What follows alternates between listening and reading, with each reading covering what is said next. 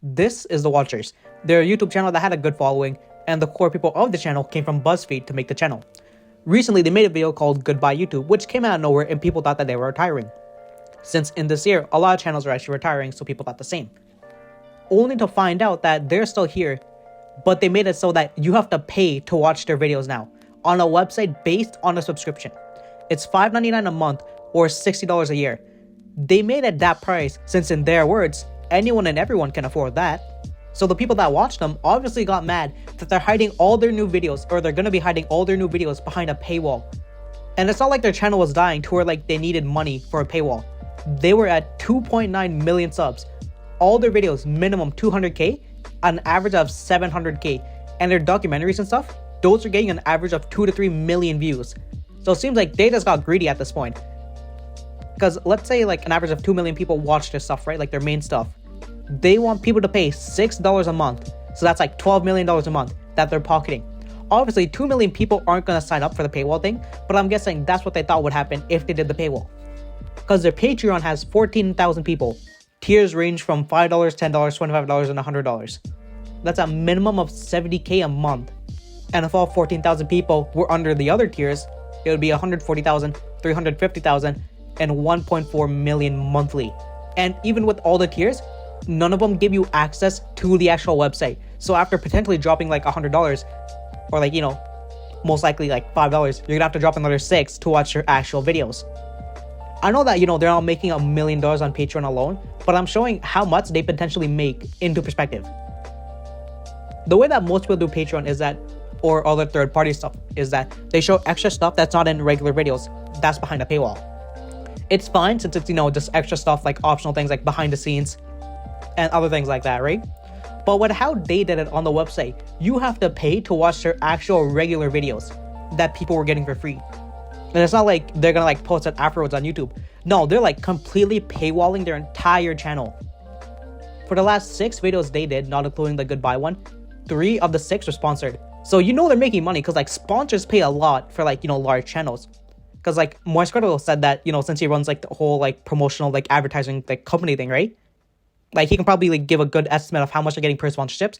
He said for the size of their channel, they're probably getting 15 to 35,000 per sponsor. So with the 3 videos they did, they're getting a minimum of 45,000 to 105 in the span of around a month. And in the last 20, they got 12 sponsored videos. So that's 180,000 to 420,000. So after the whole paywall thing, the audience is like, they're not going to pay to watch like the YouTube videos. And some people said that they're just not going to watch them in general now, because why would you hide your entire channel by paywall when all your audience and all your fans came from the free stuff on YouTube? And as of now, they lost 100,000 subs in 4 days, and the video that they did to announce this whole thing, that has about 250,000 dislikes. So they want people to pay $6 for 4 to 5 videos a month that people were originally getting for free. And that the only thing they're going to be posting on their YouTube channel is going to be a trailer to the videos that they're hiding behind the paywall. Probably to get people to like the stuff they're making and then make them pay to actually watch the full video. To be honest, what did they expect to happen? Hey guys, it's us, the Watchers. Yeah, we're going to be starting posting our new videos on this website that you're going to have to pay to watch. Yeah, the only thing we're going to be posting on YouTube are going to be trailers for the videos that you can watch unless you pay us, so that we can blue ball you into making you buy this actual subscription. I know it's like $6, but anyone can afford $6, right? And if you can't, just say you're broke. Did they think people were gonna line up to give them money? If the whole point was they needed money, wouldn't it make more sense to like make the website kind of like a premium website, so that the people who paid for the subscription, they get the videos earlier and then you post it on YouTube? Because then they would get money from the people who actually paid to see their stuff earlier, plus the YouTube ad revenue. And why would they, fully sound of mind, get rid of an entire revenue source? Because I ran the numbers, right? And if it's right, they're making $80,000 a month just on views alone. And that was just in March. Imagine the entire year. Because if they kept up the trend with $80,000 a month, right? That's just under like, what's called, $1 million a year. And why would they get rid of that if their whole thing was like, we need to make money? So after they got called out, they made a new video called An Update. They're apologizing, saying, we're sorry. You guys built us up from nothing to where we are now. You helped us in every step, in every way. Being merch, live shows, Patreon. Basically saying, but the audience, they would be nothing. which is basically just, trying to like be like, oh, you guys helped us. I feel like they're trying to like make us feel bad, but like they got greedy. And then they're like, oh, we overlooked what would happen to the audience if we did the paywall. But I mean, it's kind of obvious that your audience would say that, because why would you hide everything behind an actual paywall? They talked about how the way that they delivered the news was insensitive, and they said that the way that they said the cost was wrong. So they changed it to now so they changed it to a premium thing, like I said earlier. If you buy the website, you get the videos a month earlier, and then it gets posted on YouTube for free for those who waited. Which I think is like what the average channel does if they do like, a third party like website kind of thing. So then they're like, if you bought a subscription, thanks for supporting us. And those who bought it will get a free subscription code to the website, probably for the month that, they go on the Patreon and like actually get the website or get the website code. But if you want a full refund, you can. So the reason behind the paywall is that YouTube's constantly changing, and they need to change in order to become relevant for sponsors to pay their employees. They feel like this was the only way to do so because they can't solely survive on YouTube. Look, I don't know what's happening on the financial side of things, but I can always speculate. Saying you need to pay people, or saying you need people to pay to watch your videos to help you pay your employees, but at the same time, hiring new people for another show that you do on your channel looks kind of odd. And what's more odd is that the fact that the videos that they do with sponsors are exactly what sponsors are actually looking for. Because in the last 20, they got 12. You're saying you're having difficulty getting them, but it doesn't seem like it. Because how many channels can you go to and see that there's a 60% chance that is going to be sponsored? And I watched Moist Critical's video about the situation, right? And it seems like they're actually making more than him. Because if the main cost that they have are employees, right? For the videos, I think they said they have about 25 employees. With Moist Critical, he has more than 25 employees, runs an esports org or a team, and some of the players, he pays 10 grand a month. And he sustains everything, like pretty comfortably with just the videos he does and streaming alone.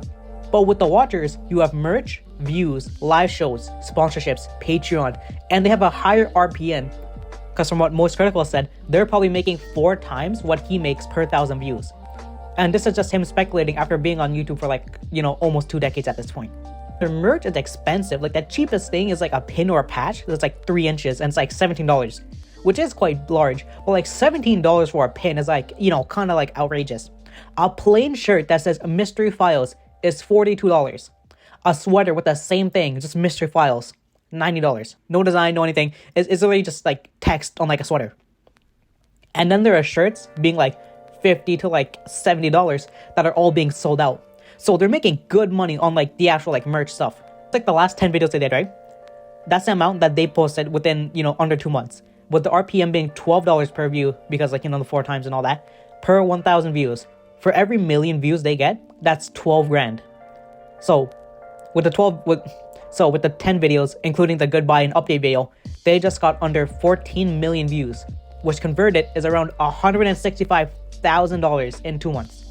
With the Patreon being at, just under 14,000 people, assuming that all 14,000 bought the lowest amount being $5, that's 70 grand a month. But, Patreon take like a 5% cut. So like, it's like probably closer to like 66. But, I'm gonna just say 70. But in 2 months, that 70 turns to 140. In the last 10 videos, 4 of those got sponsored. So that's a minimum of $60,000 to $140,000. So with everything at the lowest amount, in the span of 2 months, they made $365,000, 100 in 2 months, 182 monthly, and with everything, $2.2 million yearly. If they have 25 employees, right? They set aside 32 for themselves, split 3 ways. That's about like 10.6K a month. The other 150 that goes to the employees. Employees split the 150 between the 25 of them. That's 6 grand per person. Or if they were doing 4K per month per employee, the 182 that gets the 182, 82 gets split between the 3 of them. That 82 then splits off to 28K per month for them. The 100K that gets split between 25 employees, 4K per month. That's on the low end. And that's without merch sales and like live shows. Cause like, I don't know like how much they sold.